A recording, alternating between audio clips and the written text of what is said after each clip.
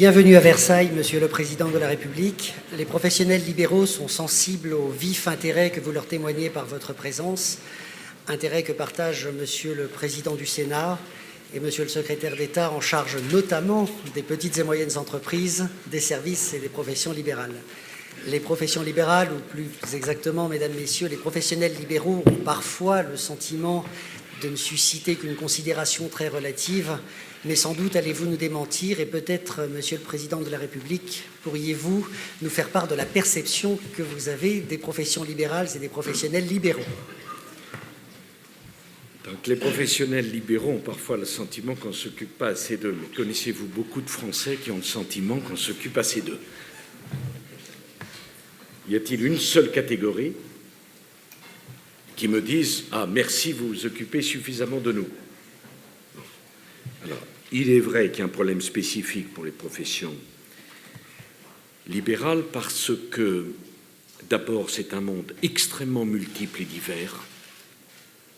Et sous la casquette professionnelle libérale, il y a des réalités multiples. Architecte, profession du droit, profession du chiffre, professionnel de la santé.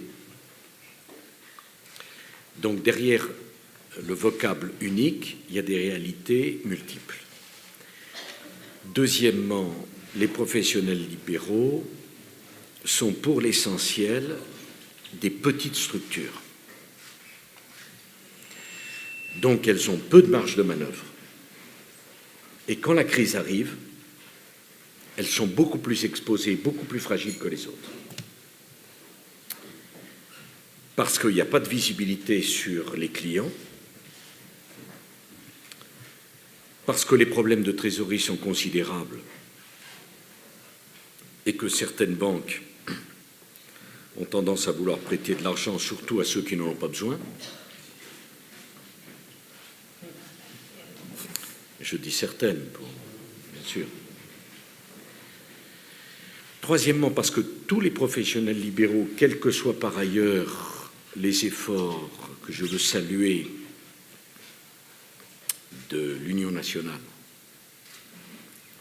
Monsieur Laurent Krief, ne sont pas tous organisés et représentés comme il se devrait.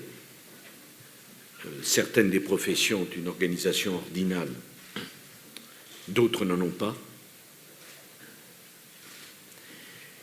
Et puis enfin, parce que les professionnels libéraux, et c'est pour ça que moi je m'y intéresse, que je les apprécie, ayant été dans une autre vie moi-même un professionnel libéral, portent des valeurs qui n'ont pas toujours été à la mode ces dernières années. Que veut un professionnel libéral? Qu'on le laisse travailler, qu'on le rémunère pour son savoir-faire, qu'on lui permette d'exercer son métier. Que demande-t-il?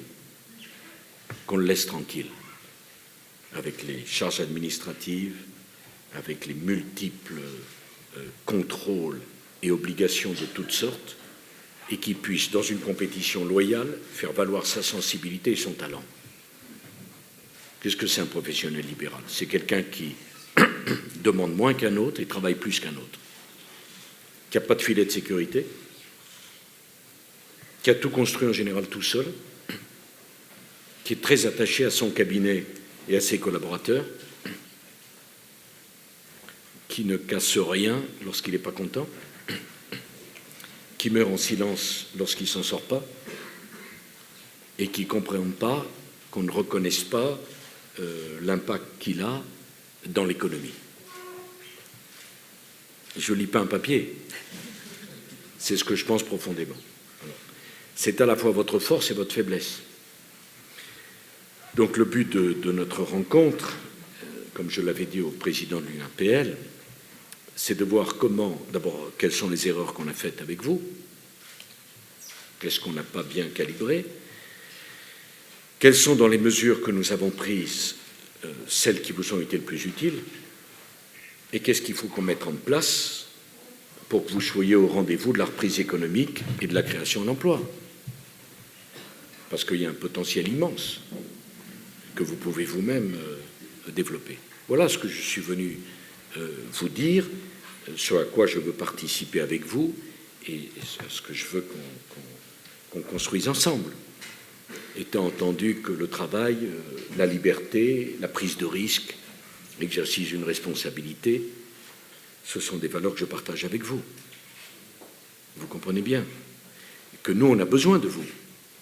Vous avez besoin de nous, mais on a besoin de nous pour relancer l'économie française. C'est ça qui est en cause entre nous. Voilà.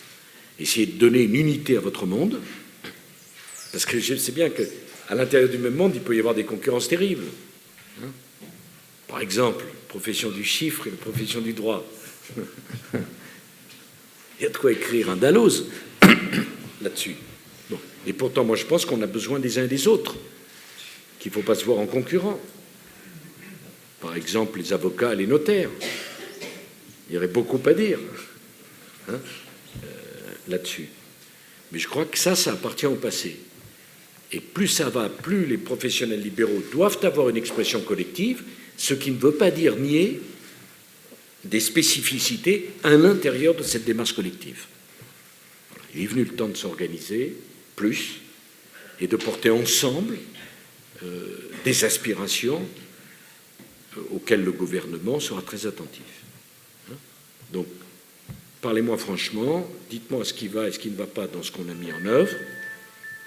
N'hésitez pas à ce qui va, parce que naturellement, vous serez très originaux si vous acceptez de dire qu'il y a quelque chose qui va bien. Mais essayons d'être le plus concret et le plus utile possible, en remerciant le maire de Versailles de nous accueillir. Bien. Compte tenu de la multiplicité des problématiques qu'induisent votre propos, Monsieur le Président, il sera difficile de toutes les embrasser, cela relèverait de la gageure. Donc nous en avons retenu 5, et nous allons, je les annoncerai au fur et à mesure dans un souci de célérité. Nous allons commencer par l'aspect création d'entreprise, par Madame Sonia Martin, qui est masseur kinésithérapeute à Sartrouville et qui a 25 ans. Donc, bonjour Monsieur le Président de la République. C'est un vrai privilège et honneur que d'être ici au sein de cette table ronde. Et c'est pourquoi, en fait, j'aimerais vous parler de l'installation, de la création d'entreprises. Donc, moi, je suis kiné, donc je vais essentiellement parler de ma profession, mais il faut savoir que chaque kiné qui entreprend, qui prend l'initiative d'exercer en tant que libéral, correspond à la création, à la naissance d'une entreprise. Donc, comme l'a dit Monsieur Nicolas Randry-Amaro juste à côté, donc ça fait 2 ans et demi que je suis kiné, dans une banlieue, donc à Sartrouville, dans une zone sensible, d'ailleurs zone qui ne fait pas partie de la zone franche, toujours. Et donc j'ai choisi d'exercer en tant que libérale, car pour moi ça représentait beaucoup d'avantages, dont un essentiel qui est l'autonomie, la liberté. C'est vrai que je n'ai de compte à rendre à personne, juste à mon patient à qui je dois améliorer sa qualité de vie. Mais par contre, ce que je ne savais pas, c'est qu'en prenant ce chemin-là, je m'engageais seule. J'étais complètement dévouée à moi-même et j'étais dans une profonde solitude. Il est vrai que cette transition, en fait, mon installation, n'a été orchestrée que par l'ancien propriétaire du cabinet. J'ai dû complètement lui faire confiance et me remettre à lui. Donc c'est un petit peu difficile pour moi.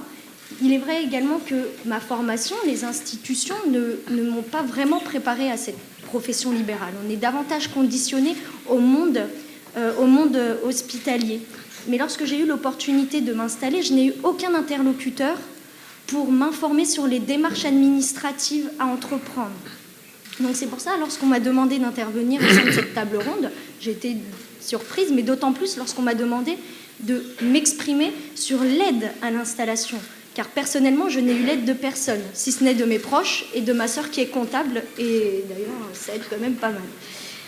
Mais par contre, c'est vrai que j'ai eu beaucoup d'organismes qui m'ont appelé, la Carpinco, l'URSSAF, la RSI, le Trésor public. Ça, par contre, je peux compter sur eux, il n'y a pas de souci, ils sont là. En comparaison avec les artisans, qui, eux, peuvent s'orienter vers la Chambre des métiers ou les CCI, nous, on peut s'orienter vers personne.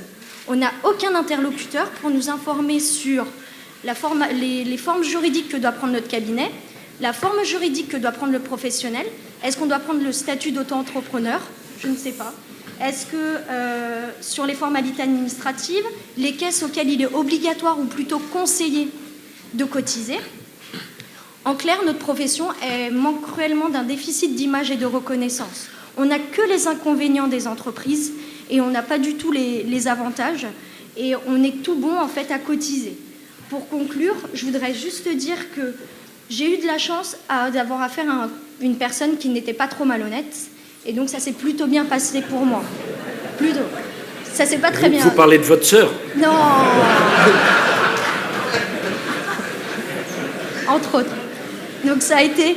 Mais qu'en est-il des autres, ceux qui arrivent derrière et qui aimeraient exercer en tant que libéraux? Est-ce que vous ne pensez pas qu'au même titre des artisans, on aurait besoin d'interlocuteurs, alors pas forcément des technocrates, mais plutôt des praticiens qui ont une réalité non déformée de notre vie quotidienne, qui puissent les guider, les aider à créer leur activité? Parce que bon, en tant que kiné, on est quand même des artisans de la santé et de la prévention aussi. Bon, d'abord, vous avez le tempérament et la personnalité pour être un professionnel libéral. Honnêtement, on sent que vous êtes bien dans votre statut. Je voudrais vous dire aussi une chose. Et on est là pour se dire la vérité ensemble. C'est pas à l'État d'organiser les professionnels libéraux. Vous avez été très éloquente pour dire les technocrates, les administrations qui pensent à vous, et vous vous adressez au président de la République pour dire « Et alors? Et moi, où est-ce que je dois m'adresser » Si je me laissais aller à la réponse en disant « Mais attendez, je vais créer le guichet pour vous adresser », je tombe dans le travers que vous avez à juste titre dénoncé. Trop d'administration, trop de gens qui vous tombent dessus, mais moi je ne cesse de dire aux professionnels libéraux, adhérez à l'UNAPL, organisez-vous, mettez en place les maisons des professions libérales, projet porté par l'UNAPL, mais si vous voulez que ces maisons vous ressemblent, organisez-les vous-même. Et on est au cœur, Madame Martin, excusez-moi, d'une contradiction entre le souci d'indépendance de chaque professionnel libéral, sa réticence à abdiquer une partie de son indépendance par une appartenance à une structure quelle qu'elle soit, et sa capacité à critiquer ceux des membres de sa propre profession qui prennent des responsabilités ordinales pour organiser la profession. Oui, et moins on s'investit dans la profession, plus on critique les confrères qui s'y investissent eux-mêmes. Non, si je dis quelque chose qui ne correspond pas à une réalité, n'hésitez pas à me contredire. Moi, j'ai connu ça depuis très longtemps. Chez les avocats, il n'y a pas de mot assez dur pour critiquer le bâtonnier, le conseil de l'ordre, le syndicat, et pourquoi vous ne faites pas à la place s'ils ne sont pas bons? Donc, la réponse à votre question, Madame Martin, c'est... Enfin, pardon, je vous parle très librement, mais je le pense profondément. Ce n'est pas à l'État d'organiser les professionnels libéraux. Je vais vous dire ce que nous, on va pouvoir faire. Et moi, j'attache beaucoup de prix au projet des maisons des professions libérales. J'attache beaucoup de prix. J'aimerais que dans chaque département, il y ait une maison des professionnels libéraux organisée par les professionnels libéraux eux-mêmes et où chacun qui veut devenir un professionnel libéral puisse s'y rendre et comprendre comment on le devient, comment on s'installe, comment on le fait. Si c'est vous qui le faites, les professionnels libéraux, ça correspondra beaucoup plus que si c'est l'État, aux aspirations qui sont les vôtres. Ça, c'est la première remarque. Deuxième remarque, et c'est le travail du ministre Frédéric Lefebvre, nous mettons en place un guichet unique pour les créateurs d'entreprises. Et vous êtes des créateurs d'entreprises. Mais c'est autre chose, ça. Moi, je souhaite que les professionnels libéraux s'organisent entre eux, les bons conseils, les bonnes pratiques, le soutien, qu'est-ce qu'on fait? Et que de l'autre côté, l'État prévoit un guichet unique pour les créateurs d'entreprises. Et c'est la rencontre entre ces maisons des professionnels libéraux et le guichet unique qui fera qu'on mettra un terme à ce scandale. Tenez-vous bien, 1 sur 2 des professionnels libéraux, au moment de leur installation, n'ont pu demander de conseil à personne. Quel échec! Personne. Voilà. Donc, maison des professionnels libéraux, dans tous les départements si possible, nous soutiendrons ce projet, guichet unique pour les créateurs d'entreprises. Et puis j'ai 2 remarques à vous faire. En juin 2010, nous avons créé le statut d'entrepreneur individuel à responsabilité limitée. C'est une revendication, Madame Martin, que j'entends depuis que je me suis engagé dans la vie politique. Ça fait 35 ans. Sans que jamais elle ne soit satisfaite. Depuis juin 2010, elle est satisfaite. On va faire une grande campagne de communication. Ça veut dire quoi? Ça veut dire, Madame Martin, que grâce à cette société d'entrepreneurs individuels à responsabilité limitée, si dans votre cabinet vous avez un problème, vos biens personnels seront préservés. Fantastique! C'est la première fois qu'on satisfait à cette demande qui vaut pour les professionnels libéraux, qui ne vaut pas simplement pour les commerçants, les artisans ou les TPE. Vous aussi. Parce que lorsqu'il y a la crise et qu'on se retrouve avec des clients qui ne payent pas ou des clients qui annulent des projets, aujourd'hui le professionnel libéral, enfin avant juin 2010, le professionnel libéral se trouvait engagé dans un risque de voir son patrimoine personnel sollicité pour venir combler le déficit du cabinet professionnel.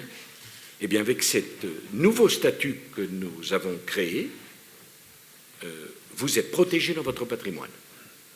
C'est une avancée considérable, qui n'est pas assez connue.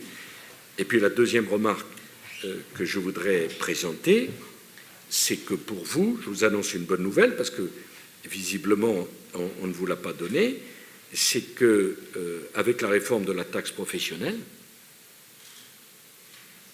vous les professionnels libéraux, vous ne paierez pas de taxe professionnelle.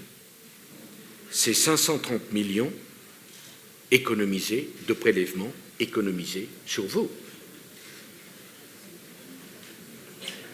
Alors c'est fantastique parce que si nous avions dit on crée une taxe professionnelle pour les professionnels libéraux, ça se serait répandu comme une traînée de poudre.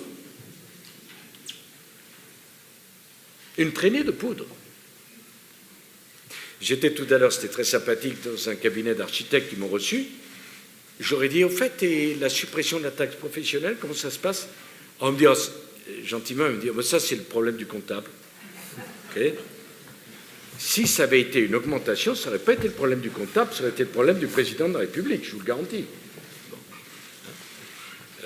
Pourquoi? Parce que désormais, vous êtes à la valeur ajoutée, mais comme le taux est nul entre 0 et 500 000 euros de chiffre d'affaires, je ne suis pas persuadé que vous faites plus de 500 000 euros de chiffre d'affaires, il y a un an, vous auriez payé la taxe professionnelle, désormais, vous ne la payez plus. Vous ne la payez plus. C'est une réalité. Ce n'est pas une promesse, c'est un fait.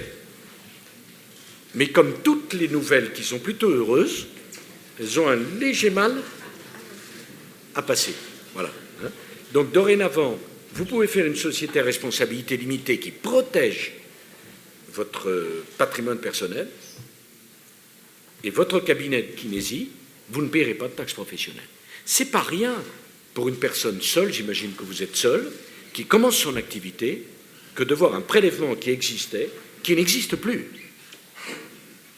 Voilà. Je ne dis pas ça par autosatisfaction, je ne dis pas que tout est facile, tout est bien, mais c'est 530 millions de prélèvements publics sur les professionnels libéraux qui ont été supprimés. 530 millions. Dans le contexte actuel, ce n'est pas rien. Je ne le dis pas encore une fois pour vous dire que tout est facile. Je dis pour que chacun se rende compte de tout ce qui se fait, qui se met en œuvre. Et c'est une occasion pour moi d'en parler. Imaginez qu'on ait créé 530 millions de prélèvements sur vous, avec le tempérament qui est le vôtre. Bien, dans un registre assez proche, M. Laurent Courquin, expert comptable commissaire aux comptes à Versailles et administrateur d'une association de gestion agréée, va évoquer la problématique des simplifications administratives. Monsieur le Président, merci déjà de nous recevoir. Et je vais, comme vous l'aviez d'ailleurs un peu suggéré tout à l'heure, commencer plutôt par effectivement une bonne appréciation que nous avons en ce qui concerne les simplifications administratives en termes fiscaux. Il y a eu effectivement beaucoup d'améliorations ces dernières années, et c'est, j'allais dire, un système qui fonctionne de mieux en mieux et de manière beaucoup plus efficace qu'auparavant, avec peut-être une simple suggestion, c'est en ce qui concerne le seuil au niveau des règles simplifiées, qui soit peut-être relevé de telle façon qu'il y ait un peu plus de professionnels donc de toucher en la matière. Par contre, c'est surtout en ce qui concerne les relations avec les caisses sociales que je voulais aborder, parce que là c'est un vrai problème. Il y a beaucoup de dysfonctionnements en définitive, et donc ça c'est un point que je voulais effectivement développer, en particulier avec le RSI, pour lequel il faut savoir qu'il y a un certain nombre de professionnels libéraux qui ont cotisé pour les années 2007 et 2008, qui ne savent pas encore dans l'état actuel des choses où ils en sont, en ce qui concerne le versement et en ce qui concerne les droits qui y correspondent. Donc ça, c'est vraiment, je veux dire, autant en termes fiscal, donc il y a beaucoup d'améliorations, autant en termes social, c'est effectivement difficile, plus difficile. Et justement, donc, à ce titre-là, j'avais un certain nombre de suggestions ou de pistes de réflexion que je voulais simplement vous soumettre pour effectivement voir ce que l'on peut faire, en définitive, donc pour résoudre en partie donc, ces problèmes. Bon, la première chose, c'est déjà la création, l'utilisation ou la création, parce qu'un portail, ça existe déjà, mais la création d'un portail qui permettrait donc des relations effectivement beaucoup plus simples avec les caisses sociales. Alors, il faut savoir d'ailleurs que dans notre profession, il en existe un, c'est jedéclare.com, qui permet justement effectivement de procéder à cela et qui pourrait être développé dans ce sens. Ça, c'est un premier point. Une deuxième suggestion, c'est de se dire, comme ça existe d'ailleurs dans l'administration fiscale, qu'il y a également un interlocuteur identifié et identifiable pour chaque entreprise auprès des caisses sociales, de telle façon qu'il puisse y avoir un dialogue qui puisse se faire donc, entre les différentes personnes. Également, une suggestion, c'est la mise en place d'un rescrit social. Le rescrit fiscal existe. Il commence à fonctionner, je dirais il commence, parce que c'est vrai que parfois, bien entendu, quand on pose une question, on aimerait avoir la réponse tout de suite. Je sais bien que c'est pas facile, donc c'est vrai qu'en termes de fluidité d'information, de rapidité de réponse, c'est pas toujours évident. Mais la création également d'un rescrit social permettrait peut-être aussi de résoudre certaines interrogations que peuvent avoir les professionnels libéraux. Enfin, d'autres suggestions là, un peu plus techniques, c'est par exemple une corrélation plus étroite qui existe entre les revenus et les charges sociales correspondantes. Autrement dit, dans le système actuel, il y a 2 années de décalage entre les versements que l'on fait et l'ajustement qui se fait donc en fonction donc, de son propre résultat. Et parfois, pour les professionnels libéraux qui peuvent avoir des revenus en dents de scie, c'est effectivement quelque chose qui n'est pas toujours facile à gérer, loin de là.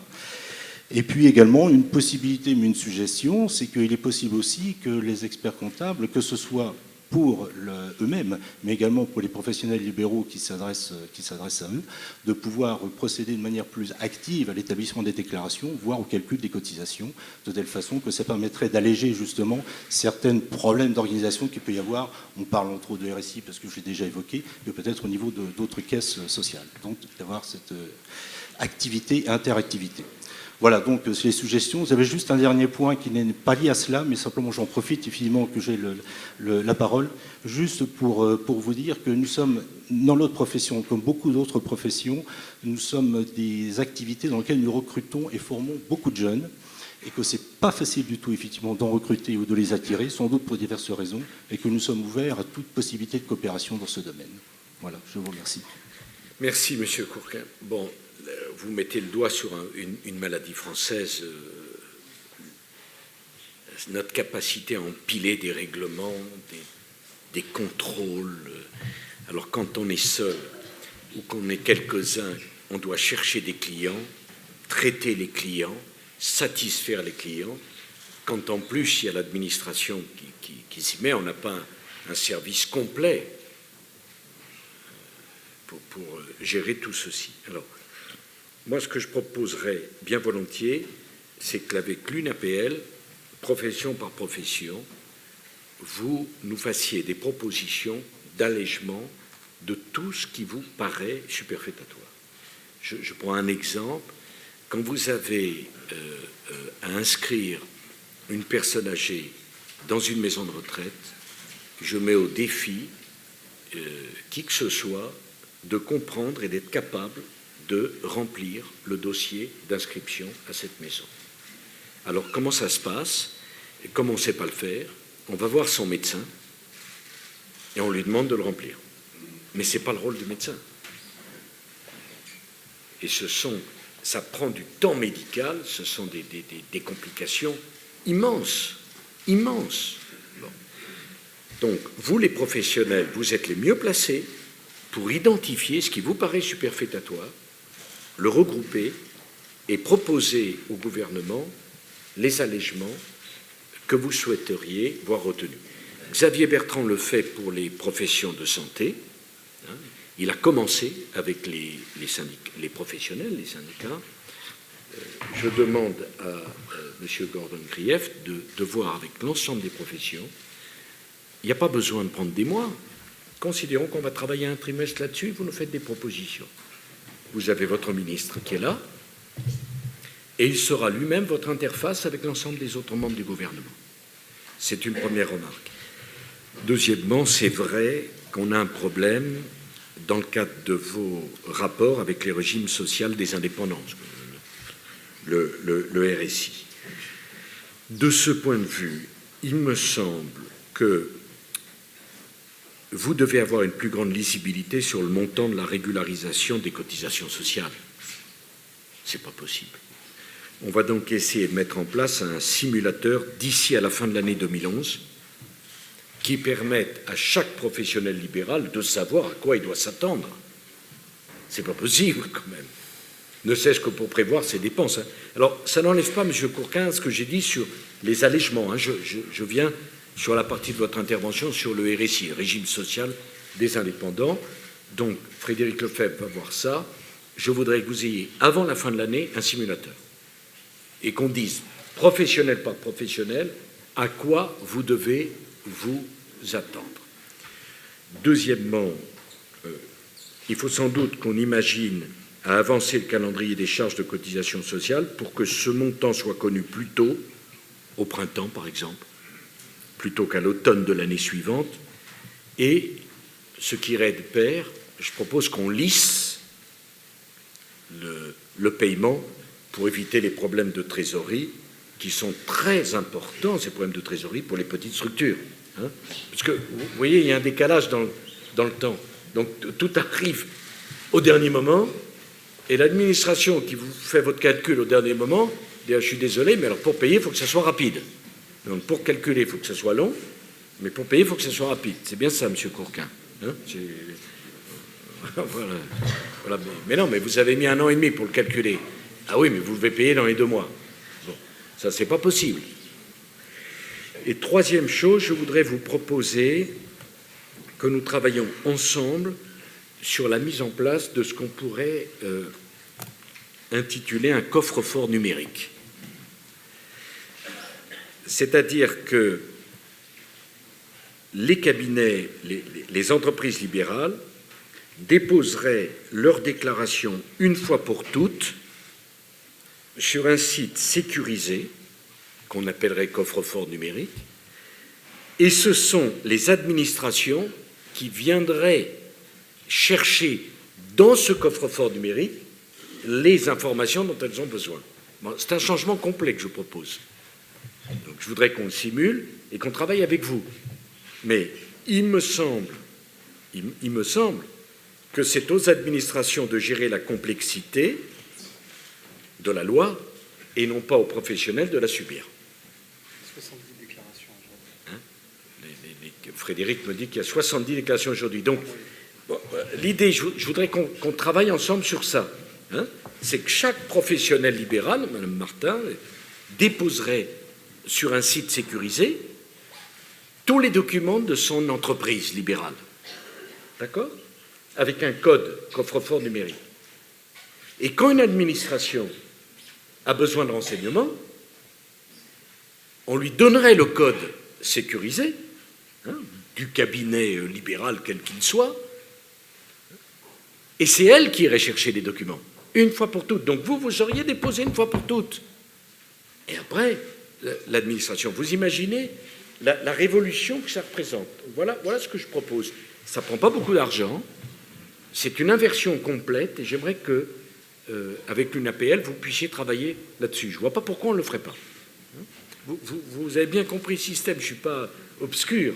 Hein, parce qu'à chaque fois, quelle que soit l'administration, je le dis au président du Sénat, on vient vous chercher, et ben oui, mais j'ai déjà donné au fisc, oui, mais le fisc, c'est pas le RSI. Ah bon, mais enfin, là, vous donnez votre code et ils viennent chercher. Donc, on inverse complètement la charge de la preuve et la charge de la démarche.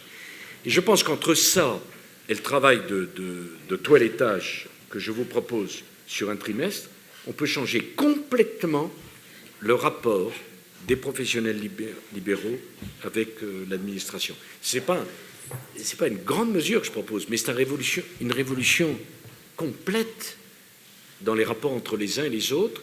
Et je crois que, indépendamment de la surcharge de travail pour vous, psychologiquement, celui qui se bat pour avoir des clients, pour garder son client, pour payer ses collaborateurs, qu'en plus on vienne le chercher en permanence pour lui demander d'autres choses, ça l'exaspère.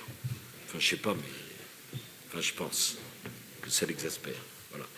Donc, avec ce coffre-fort numérique, M. Courquin, on pourrait résoudre tous les problèmes, sauf, évidemment, s'il y a de la fraude, ou si dans le coffre-fort numérique, il n'y a pas les documents, mais ça, c'est autre chose. Hein, et l'administration viendrait les chercher. Merci. Nous allons aborder maintenant le thème de l'interprofessionnalité qui vous sera présenté brièvement et synthétiquement par le docteur Frédéric Prudhomme, médecin libéral au Chesnay et président de l'ordre départemental.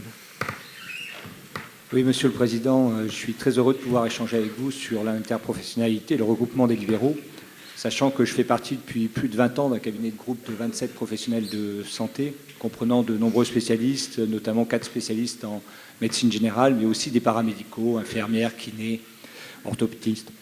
Ce choix considéré comme il y a 20 ans risqué parce que pouvant être un frein à la collaboration avec les autres généralistes des environs et donc au développement de ma patientèle, s'avère à ce jour un des modèles qu'un certain nombre d'entre nous souhaitent voir se développer afin de restructurer l'offre de soins pour les années à venir.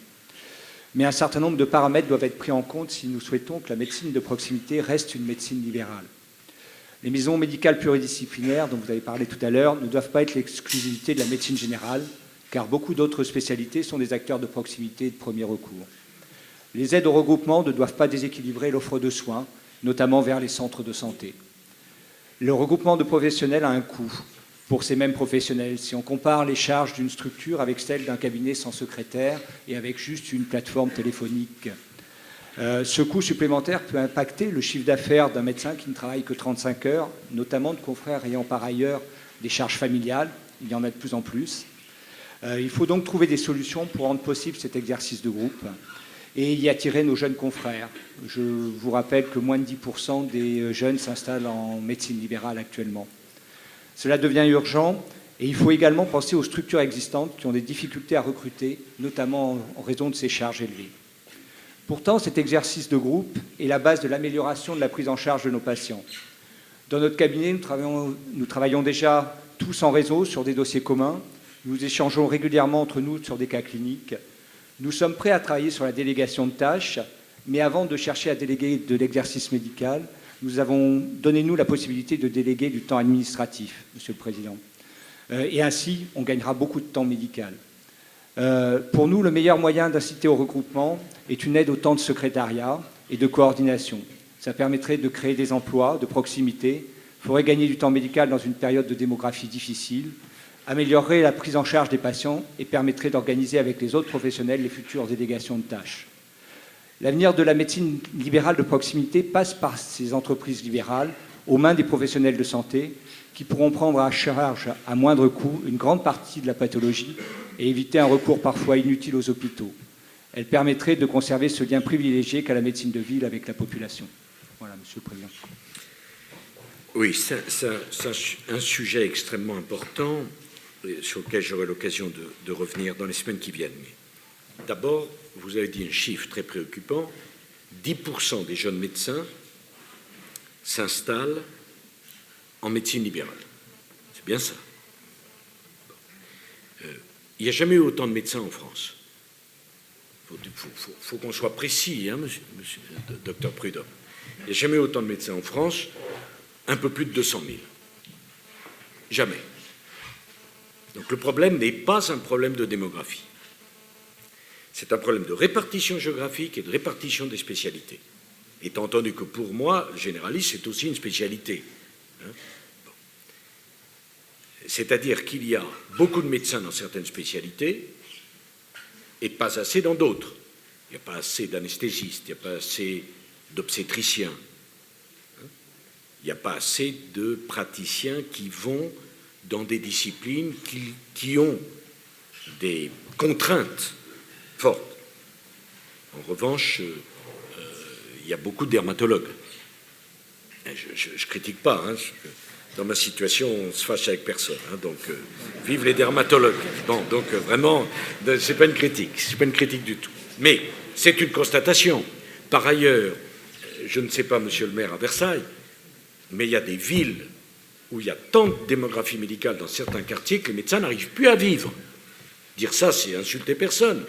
Et des régions entières où il n'y a pas de médecins, ou pas assez. Alors vous dites, ils ne s'installent plus en médecine libérale. Mais comment voulez-vous qu'ils s'installent en médecine libérale alors que pour former un médecin, il faut quoi, une dizaine d'années? À peu près. Hein?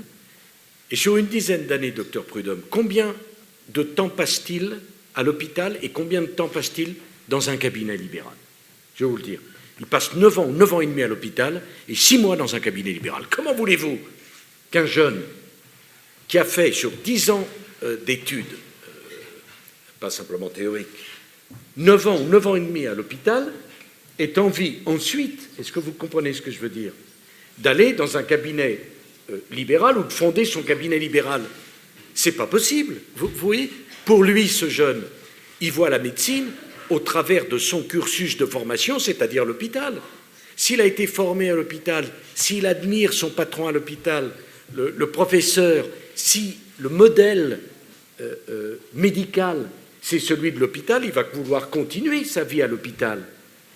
Et moi, je me bats avec Xavier Bertrand, excellent ministre, pour développer l'idée qu'on peut apprendre aussi, docteur Prudhomme, la médecine, oui, dans un cabinet libéral.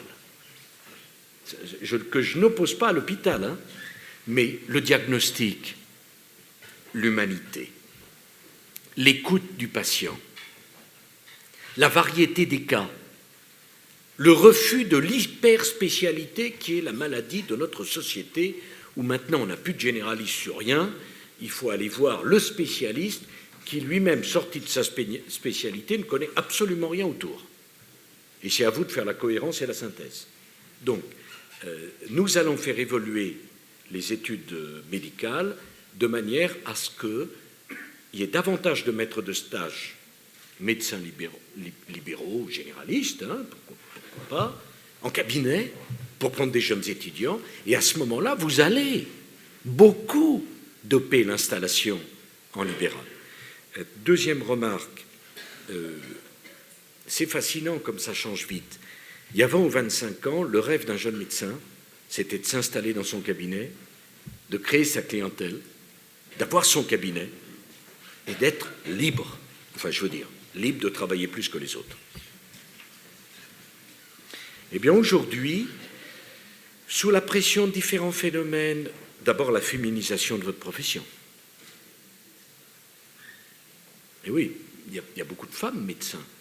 Et beaucoup de femmes médecins qui veulent concilier vie professionnelle et vie familiale et qui, par exemple, se satisfont de ce qu'on appelle le remplacement, qui leur permettent d'exercer leur profession, mais en même temps d'avoir de la liberté pour leur famille. L'incapacité devant la profusion de la production médicale de suivre la formation professionnelle. Enfin, un médecin qui voudrait suivre la totalité de ce qui s'écrit est incapable de le faire seul, parce que bon, c'est pas tant l'accès unique que la hiérarchisation de la production médicale. Vous voyez ce que je veux dire? Il n'y a pas un endroit où on peut dire voilà, c'est ça qu'il faut lire, c'est ça qui est important. La mise en cause de la responsabilité des médecins, qui va croissant pour tout et n'importe quoi. On se plaint parce qu'on a souffert, on se plaint parce qu'on n'est pas guéri, oubliant que quand même la nature, la maladie finit toujours, je veux dire, la maladie, à un moment donné, ça s'arrête. Hein. Bon, on ne peut pas garantir d'être guéri à tous les coups et que ça se termine bien à tous les coups. Hein. Donc, maintenant, les jeunes veulent plutôt s'installer en cabinet groupé. Du coup, nous avons développé les maisons de santé, qui est une réponse à la désertification médicale. Nous en finançons 35%. Et je m'étais engagé à créer un statut parce que, vous avez raison, docteur Prudhomme, il y a le médecin, mais il y a l'infirmière, il y a le kinésie. Bref, il y a des professionnels qui doivent se retrouver dans une même maison, ce qui génère un flux de patients ou de clientèle, appelez-les comme vous voulez. Mais comme les statuts sont différents, on ne pouvait pas créer une maison de santé pour tout le monde. Je parle sous le contrôle de Gérard Larcher. Le gouvernement a donné son accord pour que soit retenue la PPL, la proposition de loi de Jean-Pierre Fourcade, qui créera la Société interprofessionnelle de soins ambulatoires. C'est très compliqué, mais bref, Sonia Martin, ça permet de mettre un kinésie avec un médecin avec une infirmière, de façon à ce que tout le monde se regroupe dans une maison de santé. Ça a été voté au Sénat et ça vient à l'Assemblée nationale dans les jours qui viennent. Ce problème sera donc réglé et je crois que c'est extrêmement important pour vous. Hein. On va développer ça. Enfin, pour terminer, pour vous dire qu'on n'a pas de tabou, je crois qu'il faut qu'on réfléchisse à la rémunération médicale. Sujet extraordinairement complexe et extraordinairement sensible. Alors, je suis attaché à la rémunération à l'acte. Alors, moi, c'est des sujets qui me passionnent. Bon, alors on me dit parfois, mais pourquoi vous rentrez dans le détail? C'est pas le problème du président de la République. Si, le fait que les professions médicales soient heureuses, épanouies, c'est le problème du chef de l'État, parce que c'est capital. Je suis attaché à la rémunération à l'acte. Hein? Donc, on fait un acte médical, on est payé pour ça. Mais, je veux dire que la rémunération de la première consultation, celle qui diagnostique la maladie, elle est forcément plus longue, plus complexe. Il n'est pas interdit qu'elle soit mieux rémunérée que celle qui conduit à la 18e fois à renouveler le traitement médical d'une maladie chronique. Hein, docteur Prudhomme, c'est pas notre intérêt à nous, la société. Ben oui, c'est qu'on reconnaisse que la consultation du diagnostic, hein, celle où la plus-value intellectuelle la plus forte, ne soit pas forcément rémunérée comme la consultation qui consiste sur une maladie chronique, cholestérol ou autre, à refaire le traitement. Deuxièmement, je crois qu'il est venu le temps de réfléchir à la rémunération de médecins pour une mission de service public. Je m'explique. Ne parlons pas de Versailles, monsieur le maire. Mais à Montpellier, il y a une faculté de médecine. Un médecin qui s'installe à Montpellier fait son travail, un travail remarquable, mais un médecin qui va de Montpellier exercer, y compris en cabinet groupé ou en cabinet secondaire, en Lozère, hein, région, qui est la région où il y a un désert médical, eh bien moi j'estime que ce médecin-là, qui part de Montpellier une journée ou deux, ou définitivement, enfin peu importe, pour aller exercer en Lozère, il remplit une mission de service public. Est-ce que pour la même chose, hein, je ne juge pas la qualité de ce qu'il fait, je juge l'endroit où il le fait. Et donc il est normal qu'il soit rémunéré pour cette mission de service public. Mais je pourrais prendre un autre exemple. Comment rémunérer? Je n'apporte pas de réponse, mais je veux dire qu'il n'y a pas de tabou. Je veux qu'on travaille là-dessus. Xavier Bertrand est en train de travailler. Comment rémunère-t-on chez le médecin tout le travail qui permet d'avoir une politique de santé publique active? C'est-à-dire qui va faire que des gens n'iront pas voir le médecin parce qu'ils auront eu des comportements alimentaires, de santé, vertueux. Vous voyez, pour l'instant, on rémunère le médecin quand on est malade et qu'il vous soigne. Et toutes les pratiques pour éviter qu'on tombe malade. Toutes les pratiques de santé publique, hein, pour bien manger, pour faire de l'activité sportive, pour s'entretenir. On a besoin des professionnels pour cela. Hein. Donc voilà ce qu'on est en train de faire.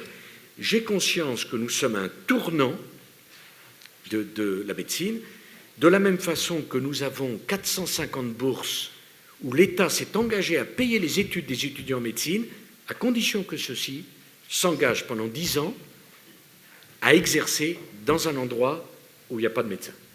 Oui, système gagnant-gagnant. Mais alors, on m'a signalé des cas, c'est terrible, on m'a signalé des cas, un jeune étudiant qui faisait ses études à Montpellier, on l'envoie à Arras. On voit que parfois on est aidé, hein. Vraiment. J'ai rien contre Arras,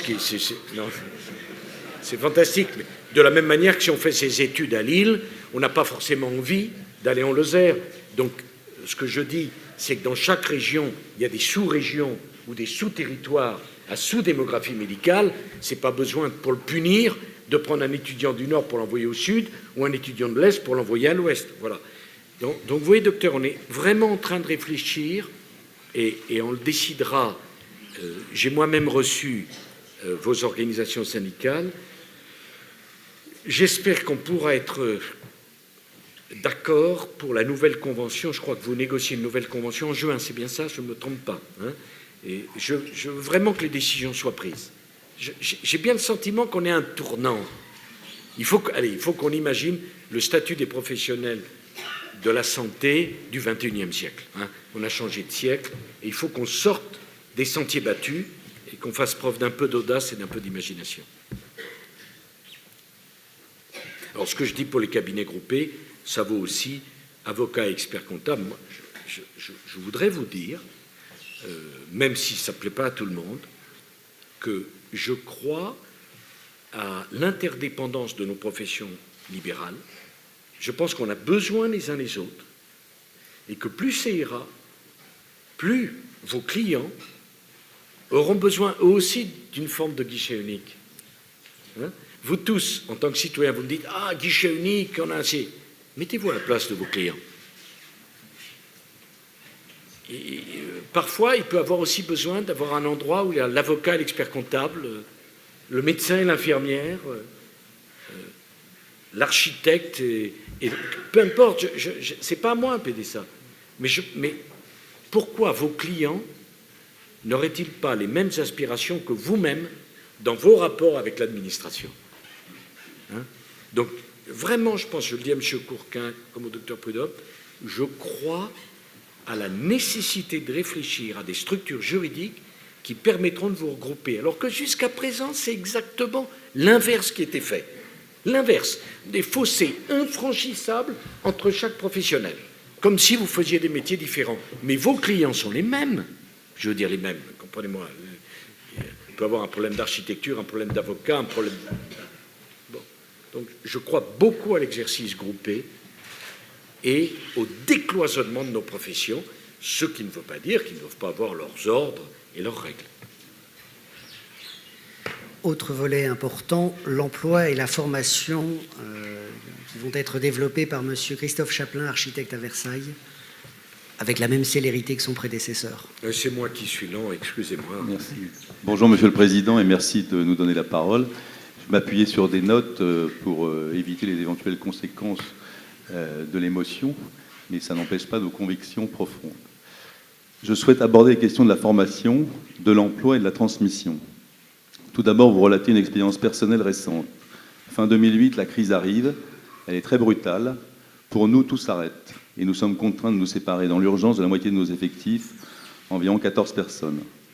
Après une période d'abattement, nous reprenons le combat, nous réembauchons la moitié des effectifs perdus grâce à des contrats aidés marchands avec l'aide de Pôle emploi, auprès de qui nous obtenons un service efficace à quelques détails près. L'autre moitié des effectifs perdus est complétée sous forme de contrat auprès d'auto-entrepreneurs avec qui nous trouvons là une réponse à nos attentes communes en cette période d'absence de visibilité. Bien heureusement, la crise est courte et beaucoup de ces contrats sont rapidement pérennisés à travers des CDD et rapidement des CDI, où nous réembauchons certains de nos anciens collaborateurs avec beaucoup de joie. Un cadre juridique permettant une solution d'attente aurait été certainement plus économe en temps, en argent et en dégâts psychologiques. Nous n'avons pas osé haut, que nous percevions comme inaccessibles et inadaptés, certainement à tort, mais c'est ainsi. Ce problème de la permanence de l'embauche, débauche, est d'ailleurs l'une des caractéristiques des professions libérales, même en période normale, puisqu'il n'y a pas de récurrence de commandes et de plus une variation importante de leur volume. L'emploi. La France est le pays d'Europe qui compte le moins d'architectes par habitant. Alors évidemment, je vais un peu parler de ma profession, je prie de m'en excuser, mais c'est celle qui me passionne le plus. La France est le pays d'Europe qui compte le moins d'architectes par habitant, alors que son patrimoine et ses paysages comptent parmi les plus beaux. N'y a-t-il pas là une forme de paradoxe? Sur la formation, nous constatons un écart important entre la théorie et la pratique. Si bien entendu, il ne peut y avoir de bons projets sans une réflexion large et aboutie, au pied du mur, il faut savoir construire. Nous pensons qu'il faut réfléchir à une alternance longue, insérée dans le cursus dès la première année et dans l'esprit d'un échange constant. Il serait intéressant de réfléchir à un partenariat géographique vertueux entre les écoles et les professionnels qui y sont résolument prêts. Ce partenariat doit être cadré et se faire en s'appuyant sur le fondamental esprit de compagnonnage et d'artisanat qui continue à caractériser les professions libérales, même lorsque celles-ci ont atteint des tailles de PME et même plus. Cela donnerait de surcroît les conditions d'identification de communautés de pensée entre professionnels et étudiants dans le but d'associations rapides et très souples. En effet, nous pensons que la transmission ne doit pas se faire en fin de carrière, il est souvent trop tard, mais au contraire tout au long de la vie des entreprises, ce qui permettrait de surcroît de gommer l'intuitu persona et de créer plus facilement les structures plus importantes qui nous manquent pour répondre aux grands projets, notamment à l'international. Il faudrait créer les conditions d'organisation et d'aide à l'association à tous âges, dès la sortie de l'école, par des prêts bonifiés par exemple, et inventer le cadre juridique qui rendra fluide les entrées-sorties des associés. Un dernier sujet qui me tient particulièrement à cœur, à l'horizon 2050, 80% de la population mondiale vivra dans des villes. Les études urbaines nécessaires à la création des conditions d'une ville mixte, durable, conviviale et aimable nécessitent des études longues auprès d'équipes pluridisciplinaires de professionnels libéraux. Ces études d'urbanisme ne sont pas valorisées en France par méconnaissance souvent et ou par manque de moyens, notamment bien entendu dans les villes moyennes et a fortiori petites, pour lesquelles l'enjeu est tout aussi important et pourrait même le devenir plus si on jugeait intéressant de répartir la population urbaine sur l'ensemble du territoire et éviter ainsi de trop grandes mégapoles sur lesquelles on peut avoir des doutes. Il serait d'ailleurs intéressant de réfléchir à cette forme de l'enjeu et d'en faire peut-être une spécificité positive à la française. Nous, professions libérales, sommes au service du public pour des missions d'intérêt général, cadrées par une déontologie. Il serait peut-être souhaitable également de trouver les moyens de faciliter notre retour dans la vie politique. Merci, Monsieur le Président. Ah, vous aussi, vous voulez être candidat, alors?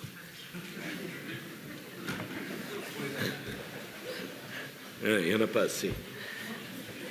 Alors, d'abord, Monsieur Chaplin, je crois qu'il y a peu de présidents de la République qui sont autant engagés que je ne l'ai fait pour l'architecture. Moi, je considère que l'architecture, c'est un art populaire par excellence, absolument majeur, et que c'est un des seuls arts d'accessibilité complète, puisqu'on ne paye pas un billet pour entrer et voir de l'architecture. On le voit dans la rue. L'architecture, c'est capital, parce que, pour deux raisons. La première, c'est que c'est populaire, c'est d'expression immédiate. On n'a pas besoin d'aller au spectacle, on n'a pas besoin de réserver sa place. L'architecture, elle est dans nos villes, dans nos campagnes, dans nos villages. C'est profondément populaire, et pas élitiste, profondément populaire. Et deuxièmement, rares sont les arts qui, à ce point, sont rythmés par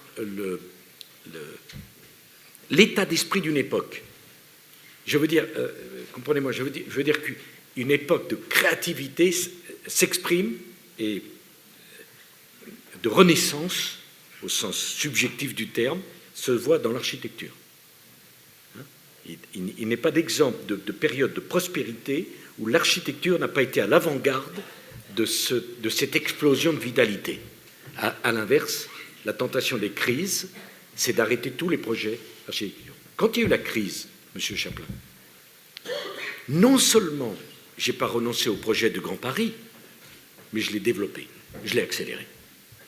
Parce que j'ai pensé que la réponse à la crise, ce n'était pas la rétractation, c'était les grands projets.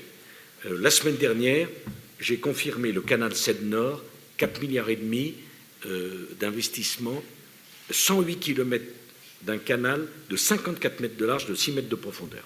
On n'a plus fait ça depuis un siècle. Le Grand Paris, c'est 35 milliards d'investissements, et j'ai voulu remettre, quoi, au premier rang? Le beau. Monsieur Chaplin, ça vous parle? Le beau. C'est pas parce que le beau est subjectif qu'on n'a pas le droit d'en parler. Et nous sommes arrivés à un moment de notre société où on préfère faire laid, mais légal, à beau, mais en prenant des risques. Voilà. Imaginez, monsieur le maire, Louis XIV avec le tribunal administratif,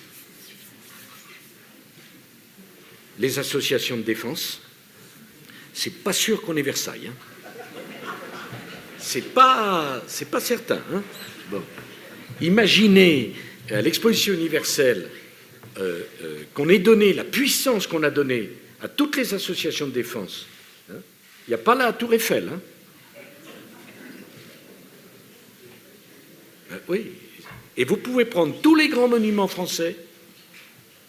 Non, je n'appelle pas, Étienne, excuse-moi, à la désobéissance en aucun cas, au non-respect de la règle.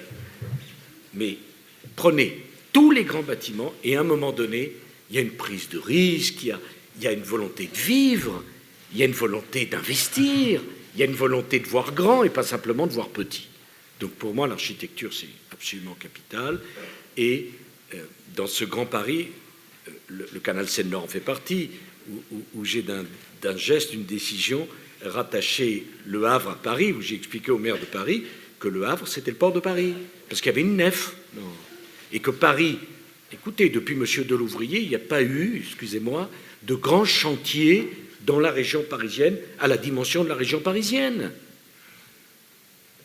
Et oui, pourquoi? Ce n'est pas la faute des élus, parce que personne n'a le pouvoir d'embrasser quelque chose d'aussi important que le Grand Paris, auquel j'attache, moi, une très grande importance, parce que quand le général de Gaulle a décidé de faire Roissy, son propre ministre de l'équipement a dit « Mais pourquoi? Qu'est-ce qu'il lui prend?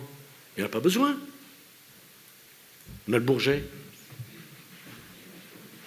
Et ainsi va, toutes les grandes décisions sont des décisions qui ont fait polémique, et polémique auprès de qui? Auprès de ceux qui n'ont pas de vision. En général, ils sont plus nombreux que ceux qui en ont une. Hein. Donc, ils font plus de bruit.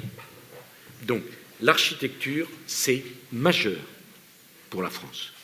Absolument majeur. Je voudrais dire combien, d'ailleurs, je ne m'inscris pas dans ce débat, faut-il des tours ou pas de tours? Ça n'a aucun sens. Bah, si elle est belle, oui. Si elle est laide, non. Le petit cube bas sur terre n'est pas forcément ce qu'il y a de mieux. Bon. Je dirais même d'ailleurs, pardon de donner une opinion personnelle, que je suis toujours très étonné qu'on raisonne en termes de densité. L'île Saint-Louis est certainement le quartier de Paris le plus dense, avec les rues les plus étroites. Est-ce qu'il n'est pas l'un des plus beaux? Qui va à Manhattan et qui n'est pas impressionné par la beauté des tours de Manhattan? La densité, elle existe à Manhattan. En revanche, je vois tellement de paysages mités, pavillonnaires, qui ne sont pas denses. Je ne suis pas persuadé que c'est la marque de l'élégance absolue. Donc, s'il y a bien un lieu, un endroit où il ne faut pas avoir des idées préconçues, il faut voir un peu plus large, c'est bien celui-ci, et les architectes ont un rôle capital à jouer. Alors, l'emploi, on a un problème avec les professionnels libéraux parce que la taille trop petite de vos entreprises ne favorise pas aussi les évolutions de carrière. c'est pas simple. Je crois au développement pour vous de l'apprentissage et de la formation professionnelle en alternance. On me dit souvent, pourquoi y a-t-il plus de chômeurs jeunes en France qu'en Allemagne? Il y a un chiffre qui clôt le débat. Il y a un tiers des jeunes Français qui ont une formation en alternance et en apprentissage en France. Il y a 2 tiers des jeunes Allemands qui sont en formation en apprentissage. Point. C'est tout. Et je trouve que l'apprentissage et la formation en alternance entre vos écoles de formation et vos professionnels, c'est la base du développement d'une filière de recrutement pour les professionnels libéraux. On n'utilise pas assez l'apprentissage. Si les familles savaient qu'un enfant, qu'un jeune en formation professionnelle a 100% de chance de trouver un emploi, alors qu'il a une chance sur 2 d'être au chômage en formation théorique, peut-être que l'image de l'apprentissage changerait. Alors, je pense également, mais ça, il y a la question du droit positif. Frédéric Lefebvre va s'en occuper. Quelle est la définition? Madame Longuet a beaucoup travaillé dessus. Ce qui est capital, quelle est la définition en droit positif du professionnel libéral, Pour faire, je ne veux pas prolonger la discussion, c'est un sujet qui existe, sur lequel nous sommes tout à fait prêts à avancer rapidement, parce que ça ne coûte rien, et c'est quelque chose qui est très important. Donc, je voudrais simplement rappeler que pour vous, les professionnels libéraux, tous ceux qui embaucheront un apprenti supplémentaire par rapport à l'an dernier, vous ne payerez aucune charge sociale sur la rémunération versée pendant 12 mois. Aucune. Voilà. Aucune. Et ça, quand même. Et on voit bien le problème. On fait des tas de choses, on n'arrive pas à le faire savoir. Il faudrait aussi, et je le dis à mes amis parlementaires qui sont ici, que tous ceux qui votent la loi n'hésitent pas à la porter, à l'expliquer, à la développer. Vous vous rendez compte? Pas de charge sociale pendant 1 an. Or, j'en connais, moi, des structures qui ne sont pas encore assurées d'avoir une visibilité sur les clients. Mais allez, on forme un jeune, on prend un jeune avec soi, si ça ne marche plus, ça ne marche plus. Mais au moins, on a formé un jeune, on a quelqu'un qui vous aide, et on ne paye aucune charge sociale pendant 1 an. C'est pas rien comme mesure. Encore de propos, Monsieur le Président de la République, vous avez évoqué la féminisation des professions libérales, et c'est précisément avec ce thème que nous allons achever notre table ronde, thème qui sera présenté par Maître Hélène Lafont-Gaudriot, avocat au barreau de Versailles, qui va également nous faire part de son expérience de conciliation de vie professionnelle et vie personnelle, puisqu'elle a 4 enfants. Oui, Monsieur le Président. Il me revient de clore donc cette table ronde avec ce sujet qui est à la fois un sujet d'actualité et aussi un sujet d'avenir, conciliation entre profession libérale et vie familiale.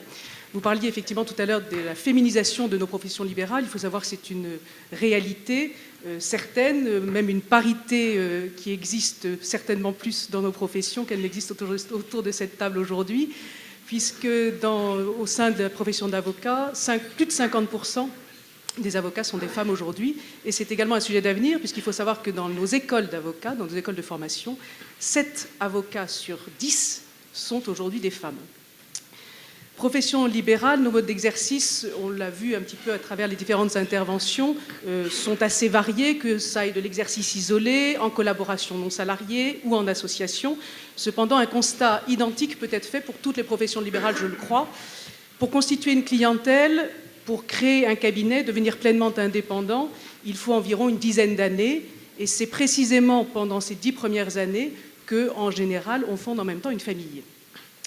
Mener de front cette création d'entreprise, parce que nous créons des entreprises, et une vie de famille, c'est une bien belle aventure. Effectivement, mon confrère disait que j'ai moi-même prêté serment à 23 ans, j'attendais alors mon premier enfant, j'en ai 4 aujourd'hui, et je suis avocat associé dans un cabinet de taille moyenne, où l'on compte 80% de femmes quand même dans notre cabinet. Alors cet enthousiasme, cela étant, ne doit pas masquer une réalité qui est un petit peu plus nuancée, et je voudrais vous donner quelques chiffres qui émanent d'une récente étude qui a montré qu'une femme sur 3 quitte la profession après 6 ans d'exercice, que 70% des femmes disent éprouver des difficultés dans leur exercice professionnel, et qu'une femme sur 2 envisage de quitter la profession pour être salariée ou exercer une autre activité. Ces chiffres sont quand même signes d'un véritable malaise, en tout cas de difficultés qui sont bien réelles et qui sont même parfois insurmontables. Ces difficultés, elles sont liées bien sûr, à la maternité, et la femme les rencontre d'abord au moment où elle doit mener une grossesse en même temps que son cabinet. Selon toujours cette même étude, 25% des femmes interrogées ont déclaré ne pas avoir pris de congé maternité. Si elles ne s'arrêtent pas, ces femmes, ce n'est pas tellement parce qu'elles n'ont pas envie de s'arrêter, c'est certainement beaucoup plus parce qu'elles ne peuvent pas concrètement s'arrêter, parce que le risque est réel, si elles s'arrêtent, de perdre en tout cas une partie de leur clientèle, ou en tout cas de mettre en péril leur cabinet.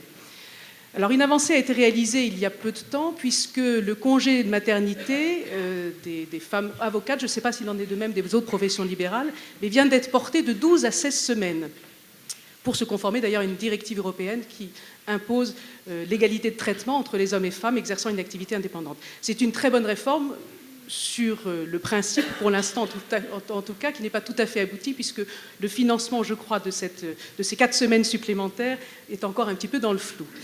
Mais je crois de toute façon qu'il faudrait aller plus loin et donner véritablement aux femmes qui exercent une profession libérale les moyens de s'arrêter le temps de leur maternité sans mettre en péril leur activité dans le même temps. Et pour cela, il faut leur permettre de se faire, je crois, remplacer véritablement pendant leur arrêt de maternité, et on pourrait imaginer peut-être une indemnité de remplacement qu'il faudrait instaurer pour permettre à la femme qui exerce une profession libérale de trouver des solutions pour véritablement se faire remplacer durant son arrêt. Deuxième type de difficulté auquel nous sommes confrontés pour mener de front profession libérale et vie familiale, c'est, vous le savez, nos horaires. Notre activité comprend une part importante de missions de service public. Je pense entre autres à l'assistance des avocats en garde à vue, jour et nuit, en permanence. Je pense aussi aux commissions d'office avec des audiences correctionnelles, on le sait, qui peuvent se terminer de temps en temps très tard.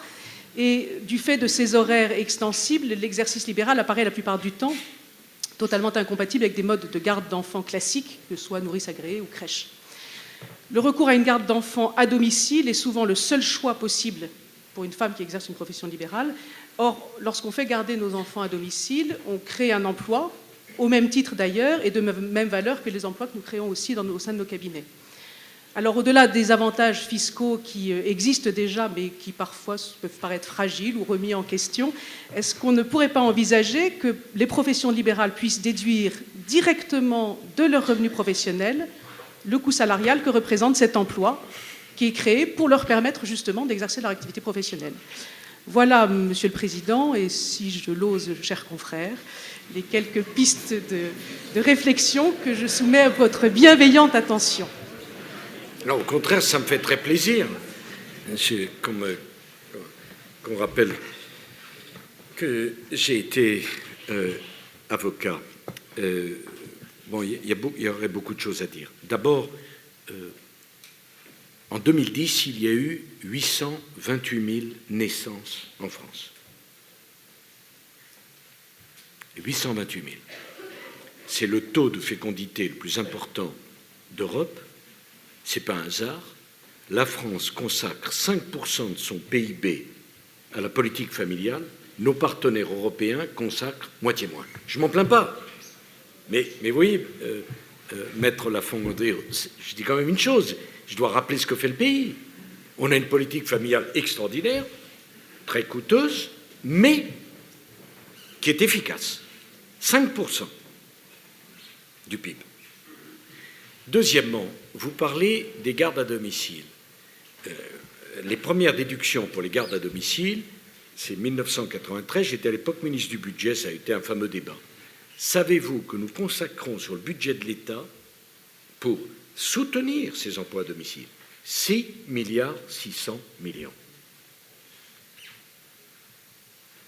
Alors moi, quand je vais au Parlement, enfin, je vais pas au Parlement, je n'y suis pas, on dit il faut couper les niches fiscales, il y en a trop, etc.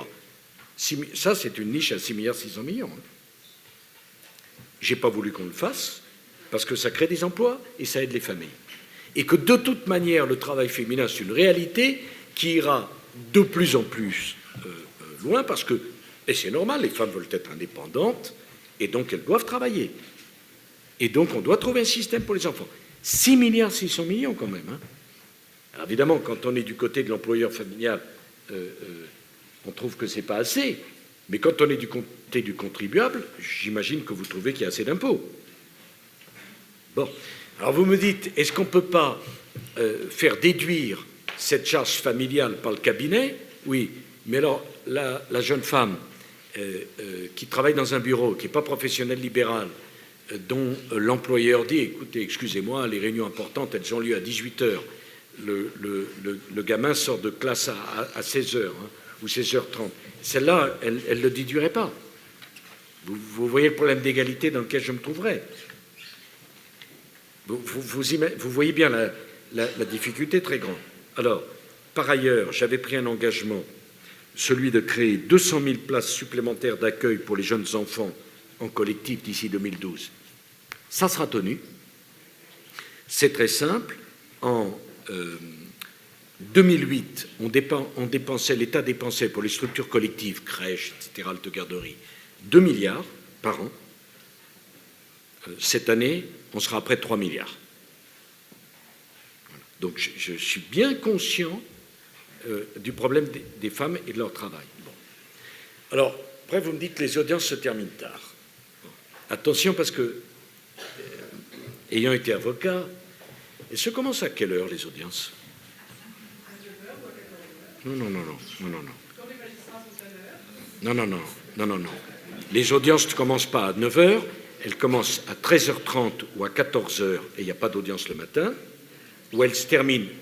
Non, à Paris, c'est une chose différente, monsieur le bâtonnier. Mais Paris n'est pas la France. Je le dis à Versailles. Bon, je le dis à Versailles. Non, mais je voudrais aussi qu'on réfléchisse un peu à ça. Enfin, là encore, je fais de reproches à personne. Mais au tribunal d'Aix, je crois que les audiences ont lieu plutôt le matin. Commence le matin et termine début d'après-midi. À Versailles, je ne connais pas les heures d'audience, mais je pense qu'elles doivent commencer à 13h30 ou 14h. Hein, bon, et donc finir très tard le soir. Mais qu'est-ce qui empêche de commencer le matin? Je ne sais pas. Est-ce que c'est toujours la société qui doit...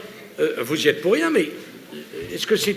Bon, y a-t-il des audiences tous les jours de la semaine? À Paris, oui.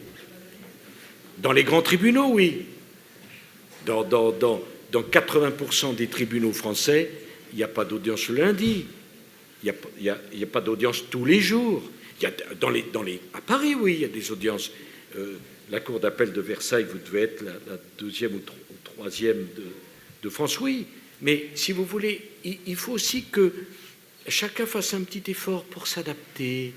Ce n'est pas toujours l'État, la société qui doit s'adapter. Bien sûr que terminer une audience à 22h, c'est impossible pour chacun. Mais et si on commençait à l'heure? Et si on répartissait le travail sur la semaine? Et si on faisait en sorte qu'on commence dès le matin? Et si on essayait de ne pas se compliquer tous la tâche? Et si les audiences de mise à l'état, ou simplement on fait venir l'avocat pour dire audience de mise en état, ok, très bien, repousser à 3 mois. Hein? Et si, par exemple, pour faire... on n'avait pas besoin de prendre la police pour aller chercher un détenu, l'amener devant son juge pour se voir dire, une audience tout à fait formelle, qu'on lui signifie un délai. Hein? Enfin, bon... Il y a beaucoup de choses qu'on peut faire si on a décidé de ne pas avoir simplement le sentiment de l'assister. Pas du tout vous, hein, madame, mais qu'on attende tout. Vous savez, d'un côté, on me dit moins d'État, moins d'impôts, moins de charges, moins de formulaires, et de l'autre, plus de soutien, plus d'assistance, plus de prestations, plus de congés. Alors, le congé maternité, c'est aussi pareil. Une indemnité de remplacement. D'accord, mais qui va la payer? Qui va la payer? Écoutez, c'est très simple, en 2009, l'État a eu 25% de recettes fiscales en moins, comme ça, d'une année. Hein. Je le dis à votre confrère architecte qui m'a expliqué le problème que vous avez eu en 2009. Hein. Nous, on a eu 25% de recettes en moins. 25% de recettes en moins. Nous versons aux collectivités territoriales chaque année, nous l'État, 99 milliards d'euros. J'aurais pu dire, bon, on va verser 99 milliards moins 25% aux collectivités territoriales. Ça n'aurait pas été possible. On a versé 99 milliards d'euros. Mais le déficit, il est là. Moi, je n'ai pas été élu pour que la France soit dans la situation de l'Irlande, de la Grèce ou du Portugal. Je dois, à un moment donné, et je voudrais que ça soit ma conclusion, à un moment donné, ça fait 35 ans que la France présente des budgets en déficit, où elle dépense plus qu'elle n'a de recettes. Ça ne peut pas durer. Je suis bien obligé de dire, bon, ben, on ne va pas remplacer tous les fonctionnaires.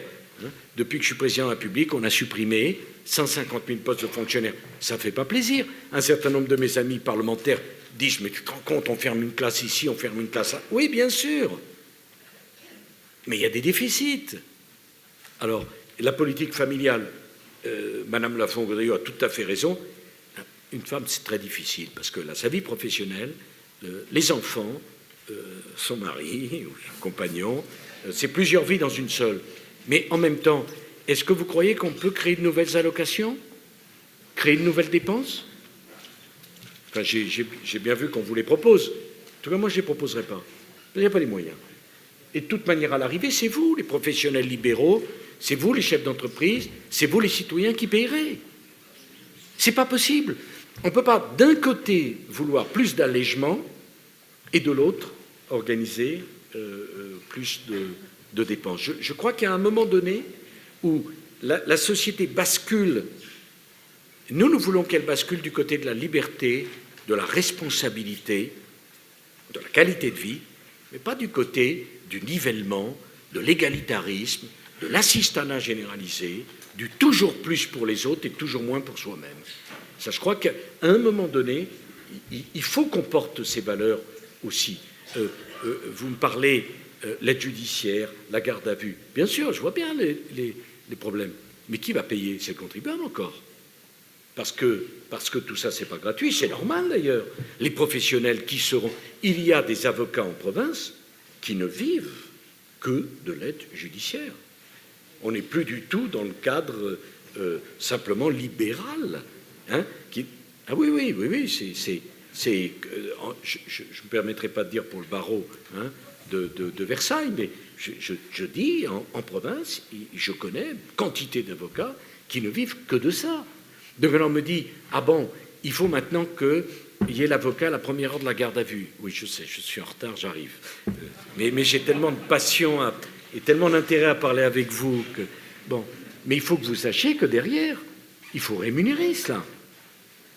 Parce que l'avocat qui viendra, si le client n'a pas l'argent pour le payer, c'est l'État qui satisfera à la demande et qui solvabilisera cela.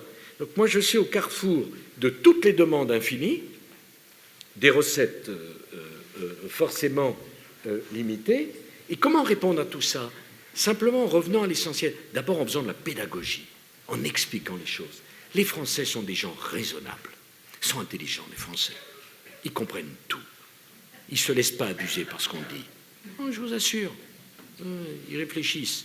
Ils savent parfaitement faire la différence entre le propos démagogique sans lendemain. Et je le sais, je l'ai vu au moment de la réforme des retraites. Regardez ce qui s'est passé. 9 manifestations. On décrivait une France dans un état presque pré-1968. Il y a 3 mois. Qui parle de la réforme des retraites aujourd'hui? Qui en parle? Et tout le monde sait bien que personne ne reviendra sur la réforme qu'on a faite, tout simplement parce que tout le monde veut qu'après avoir travaillé toute sa vie, sa retraite soit payée. Mais qui en parle aujourd'hui? Qui en parle aujourd'hui? Regardez même dans les journaux. Essayez de trouver le moindre article sur la réforme, qui a fait toute l'actualité pendant 3 mois. Il fallait dire du mal de moi, c'était pas bien, oui, bien sûr. Tous les pays au monde ont fait ce que nous avons fait. Comment voulez-vous que la France soit le seul pays? Bon, mais les Français sont restés calmes. Il n'y a pas eu de violence. Les gens réfléchissent, vous savez. Ils comprennent, les gens. Ils peuvent être de mauvaise humeur, ça c'est vrai. Mais ils comprennent. Ils savent faire la différence. Ils savent quand on décide. Moi, je ne suis pas là pour dire oui à tout, parce que ce n'est pas possible. Je suis là pour conduire un pays, pour résoudre ses problèmes et pour apporter des réponses. Voilà. Et c'est pour ça que j'ai voulu venir avec vous, les professionnels libéraux, parce que j'avais le sentiment qu'on ne prêtait pas assez attention à vous et que ce n'est pas parce que vous ne cassiez pas qu'il ne faut pas faire attention à vous. C'est un enjeu majeur pour la croissance économique. Alors j'ai mis des propositions sur la table. Saisissez-vous de ces propositions avec votre ministre, vos organisations, et je vous propose qu'on se retrouve d'ici quelques mois, 6 mois si vous le voulez, pour voir qu'est-ce qu'on en a fait et comment ils ont avancé. Hein? Parce que je connais votre scepticisme, qui est proportionnel à votre niveau d'études important. Voilà. Merci à tous.